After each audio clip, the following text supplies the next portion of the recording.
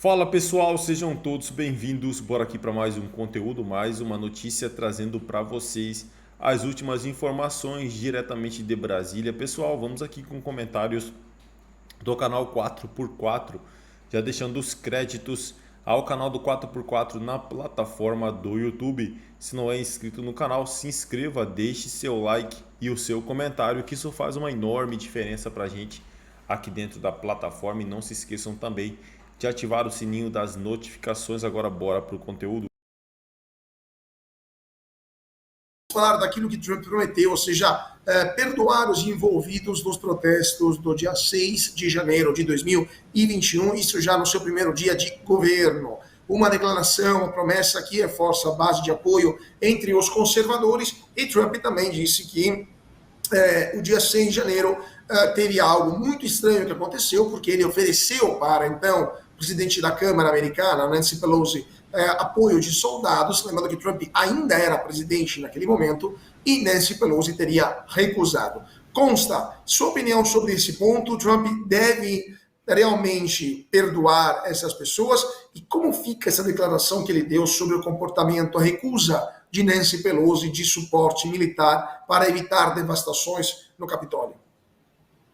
Isso é da maior gravidade e não é fake news. Aliás, o livro do Kash Patel, o Government Gangsters, né, que eu li há pouco tempo, ele tem um capítulo no final dedicado a esse caso do Capitólio. Ele era um dos responsáveis ali por a questão de segurança e eles despacharam, eles não podiam despachar as tropas.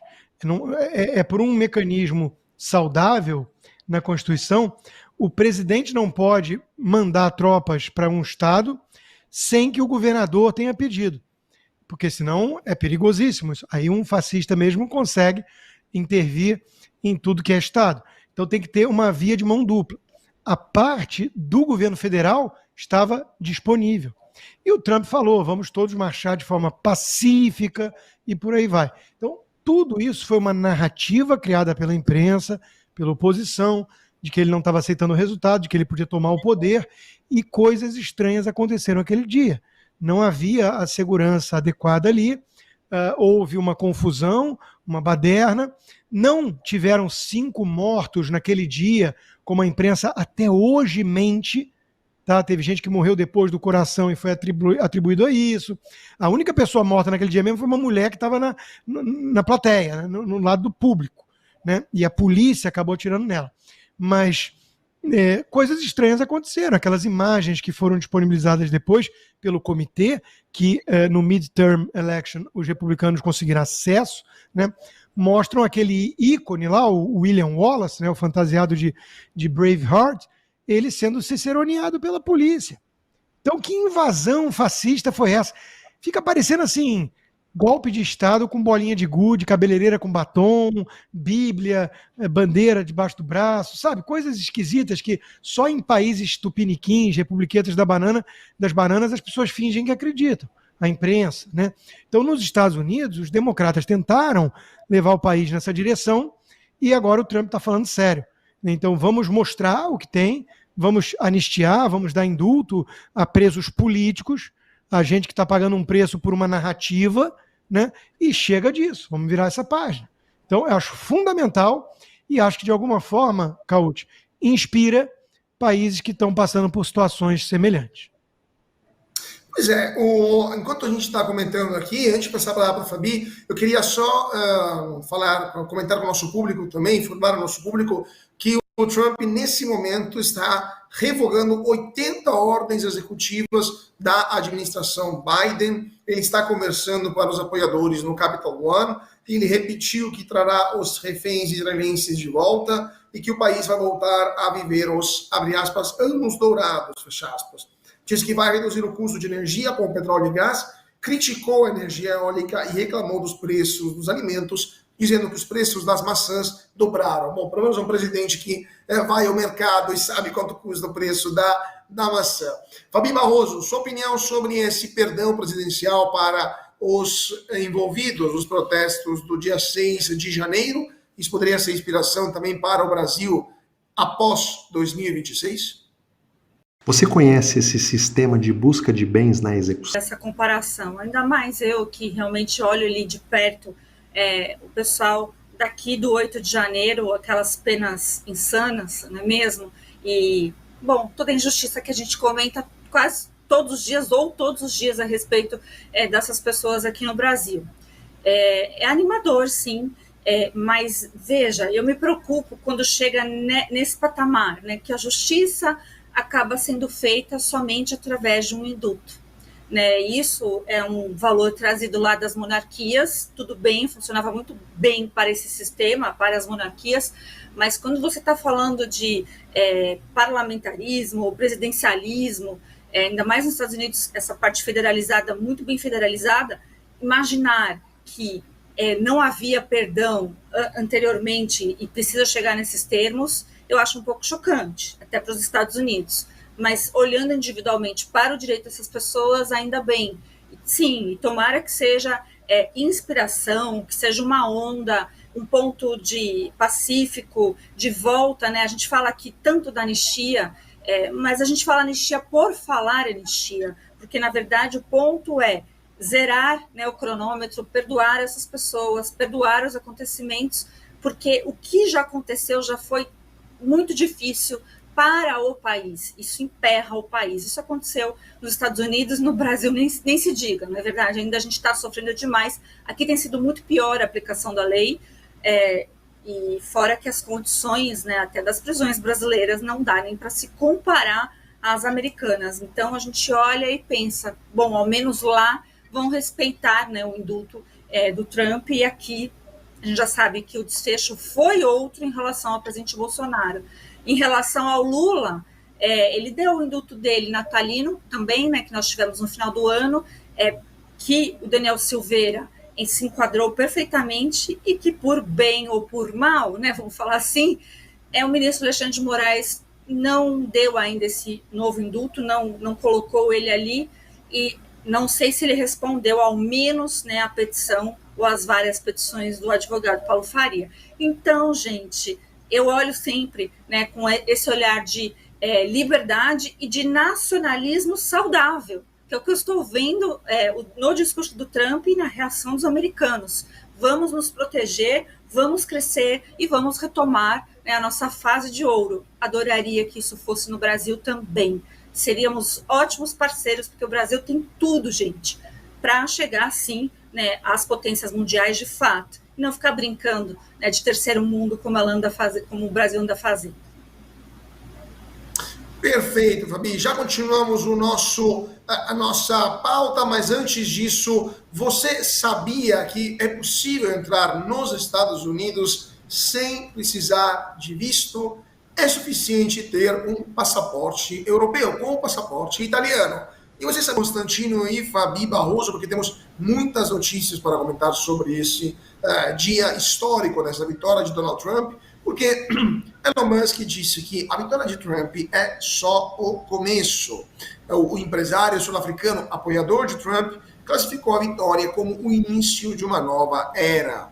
Musk destacou a importância do governo Trump para revitalizar o setor privado e a inovação tecnológica. E, por sua vez, Trump destacou a importância da valorização dos gênios e disse que Elon Musk é certamente um desses gênios.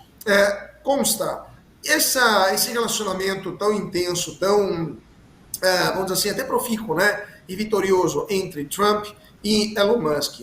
O que você acha dessa união, né, dessa presença cada vez maior de empresários como Musk, como Zuckerberg, como Jeff Bezos, como Tim Cook, né, ou como o CEO do Google, que estavam fisicamente presentes na cerimônia de posse, e o Elon Musk vai se tornar um secretário do governo Trump, ministro do governo Trump. O que você acha da presença desses empresários e, de fato, isso vai ajudar os Estados Unidos a crescer e a inovar cada vez mais? Acredito que sim. O caso do Elon Musk é diferente, porque ele vai participar, como você lembrou, desse DOD, né, desse departamento de desburocratização. O Vivek está fora, porque parece que vai disputar cargo eletivo e tem que se preparar. Mas ele vai tentar dar um choque de gestão, como ele fez, por exemplo, no Twitter, né? Ele vai tentar fazer isso no setor público. É um pouco mais complicado, mas ele alguma coisa importante ele vai conseguir. Esse otimismo que ele demonstrou quando falou, né, e esse gesto que a mídia está de forma ridícula, não aprende nada, né, associando ao nazismo, isso mostra que ele está acreditando que a América vai decolar. Aliás, ele tem dito que algumas eleições são importantes, outras nem tanto, que essa foi uma eleição que definiu a proteção da nossa civilização e que agora a América está pronta para criar o seu futuro. Né? O céu é o limite, Marte talvez seja o limite. Essa turma toda de Big Tech vem junta como os heróis empreendedores que a América sempre admirou. A esquerda tem lá os seus bilionários que abrem as carteiras, assinam cheques e recebem medalha de liberdade, como Jorge Soros, que ficou rico especulando contra a moeda britânica e por aí vai. Aí não tem problema, né? Agora, esses empreendedores das Big Techs são pessoas que criaram, às vezes, empresas em garagens, que começaram do nada e viraram empresas de 200, 300, 400, 500 bilhões de dólares. Ali, a fortuna daquela turminha ali de Big Tech perto do Trump era de trilhão, né? Tava o Tim Cook, tava o Zuckerberg, o Elon Musk e o Jeff Bezos. Só esses 4 aí já dá trilhão. Né? 200 e pouco um, 200 e pouco outro, 400 bilhão um. Então, é um negócio impressionante. E ele vai enaltecer aqueles que tocam os projetos arriscados com o seu próprio capital ou capital de terceiros, que arriscam e que geram riqueza e emprego, ao contrário do Estado, que muitas vezes serve para criar obstáculos. Então, é uma mudança total de mindset.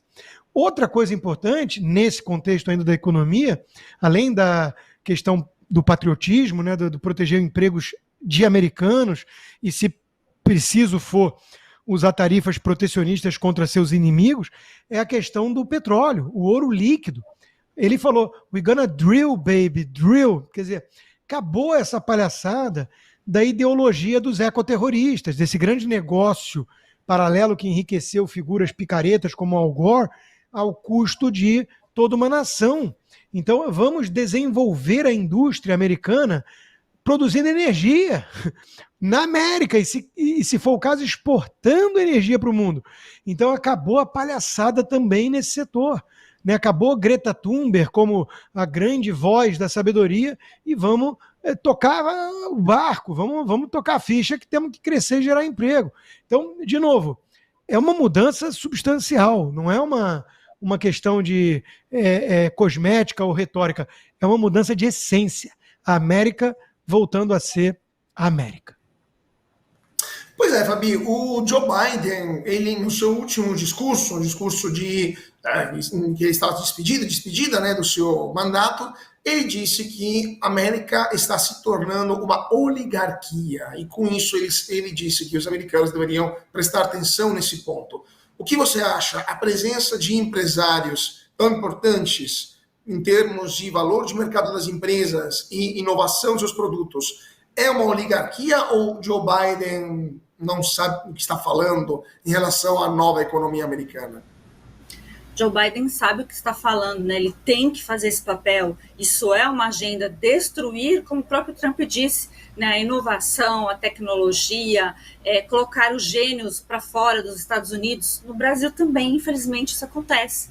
Né? No Brasil nós temos aí uma leva de gente, principalmente na área de TI, de tecnologia da informação, que acaba indo para fora, porque não é valorizado por diversos motivos. E eu ouviria, assim, eu já até escuto praticamente o Lula dizer a mesma coisa, ou as mídias nacionais falarem, né, a extrema mídia, dos nossos empresários, que também são muito valentes, porque aqui no Brasil... É isso aí, pessoal, e vamos para mais uma notícia. Após Trump exigir entrega de reféns antes de sua posse, Hamas inicia a libertação de vítimas israelenses. Neste domingo, um dia antes da posse de Donald Trump como presidente dos Estados Unidos, o Hamas iniciou a libertação de reféns israelenses na faixa de Gaza, em cumprimento à primeira etapa de um acordo mediado por Catar, Estados Unidos e Egito.